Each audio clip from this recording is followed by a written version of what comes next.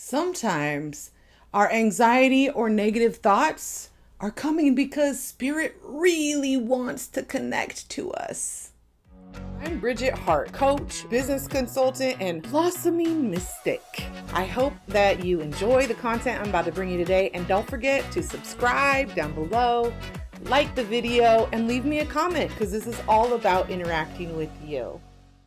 So this is my 6th video in a series about how to stop letting anxiety and negative thoughts ruin your life. This is something I struggled with for many years, so it's a topic I'm intimately familiar with. I have already talked in the first couple of weeks about your thoughts and talk and how those words that we could say can affect our anxiety and negative thinking. I also, over the last 3 weeks, have been diving into the topic of self-love and how we can do a better job at loving ourselves so that our anxiety and negative thinking won't get the best of us. This is the last of the videos about self-love and what it is that we need to focus on to make sure that we are fully bringing ourselves to the world we live in. So I mentioned in the beginning that sometimes our anxiety and negative thinking is a result of the spirit trying to get in touch with us, trying to communicate with us, trying to tell us something. I actually had an experience just like this not very long ago. At the end of 2019, I went through a lot of anxiety and negative thinking, overwhelming thoughts of death, and it felt very out of body for me because it wasn't something I was very accustomed to experiencing. I honestly was struggling with suicidal thoughts and thoughts of just a loss of overall hope, and I didn't understand where it came from. I tapped into my network and I tapped into my resources and I tapped into the system that I use to stay connected, and it did work. I got through. But what I figured out later was the spirit was trying to send me some messages, and that's why I was feeling those things. You might remember that a few months after that, a pandemic hit the world. So maybe I was feeling a little something related to that. Now, I'm not trying to tell you that you also are a blossoming mystic like myself, or that you have messages that you need to share with the world or anything like that. But what I am saying is that here we are on this earth and we are energy, right? Law of thermodynamics tells us that energy cannot be created or destroyed. It can only change form. So when I think about our presence on this earth, I like to compare it a lot to like a lava lamp, for example. The lava lamp is God and the universe, okay? And we're all part of it. Some of us are the water that the globs are floating through, and some of us are the globs that are floating through the water. But you'll notice that every time it comes up, the globs break into different sizes, and then they come up again, and they break into different sizes, and they come up again. Now, the globs might change their form, their size, how they look, how they move, etc., but they're all coming from the same forms inside the same lava lamp, right? So I like to see our existence on this planet Earth as a very similar thing. We really are all connected to one another. We're all part of the whole. We're all part of nature, and all of that is God. I know maybe I am really challenging some of your, theistic beliefs, and I apologize if I am. That's not my intention.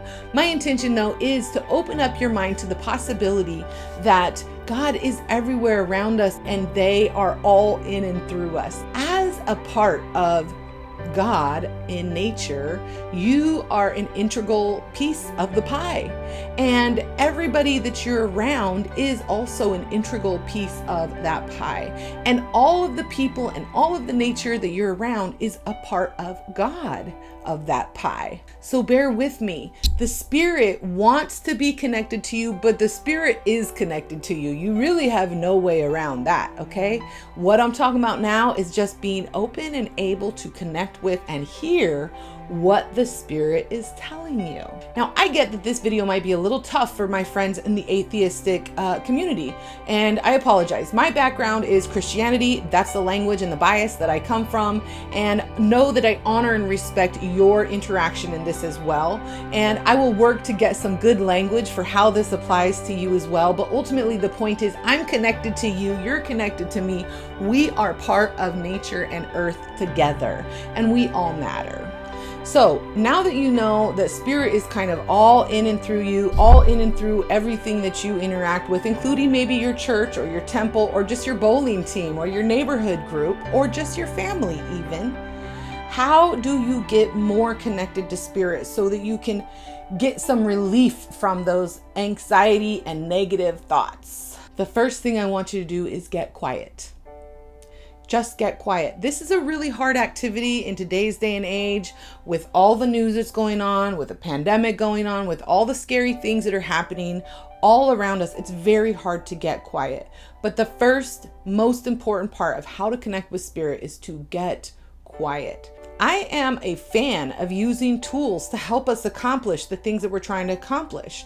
So I highly recommend a tool like Calm, the Calm app, or Brain.fm. They have frequencies there that can help you get into a relaxed or a meditative type of state of mind. You also could just consider closing doors, having some time, and literally just being quiet. But if it's very hard for you to just close your mind down, then I highly recommend doing some meditations with the Calm app.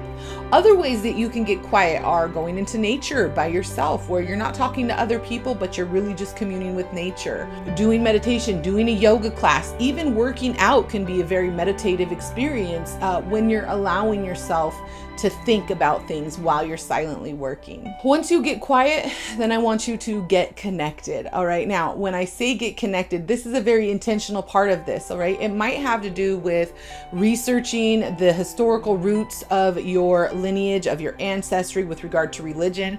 You know, what are the ways that your ancestors have gotten connected to spirit in the past? Or get connected to your community, right? If you find that you get enhanced by the spirit by being in communion with other people, then do that. Find your people, reach out, talk to them, spend time with people that lift you up, that encourage you, that push you to be your best, okay? But also, if that means go get involved in your local church, then do that. If it means get involved in a temple, do that. If it's a business group, you know, I have a great group here in Arizona called Startup Life Support. Thank you, Aisha Cogburn, who I will tag below. But the point is, get connected. So if you want to connect with spirit, you want to get quiet and then get connected to those people and things that are around you. They're around you for a reason. Your sphere of influence is around you for a reason. So get quiet, listen to those messages, and then get connected. It's a little bit simplistic to just say get quiet, get connected is how you can connect with spirit. But what I really want you to understand is that you are a part of the divine of this whole planet. Spirit already exists because you exist. All you really need to do is tie into that network that spirit has already created for you. And they're going to be in your friends, they're going to be in your neighbors, in your coworkers, in your church, etc. Tie into those people because they are there on purpose to be your network of support and strength when we're going through crazy stuff on this earth. So thank you so much for being here with me again. I appreciate it. I love you. We've been talking about how to stop letting anxiety and negative thinking ruin your life. And the last 4, I've been talking about self-love and how you can love yourself. And just for a quick recap, check out the videos right here, 1, 2, 3, 4. But those 4 things were boundaries, knowing your strengths, doing your shadow work, and connecting to spirit. I hope you have a great time working through that. And if you want to know more, drop a comment below. I will definitely comment back. And I do work with clients on a coaching and consulting basis. You can check it out at thehearthabits.com. I love you.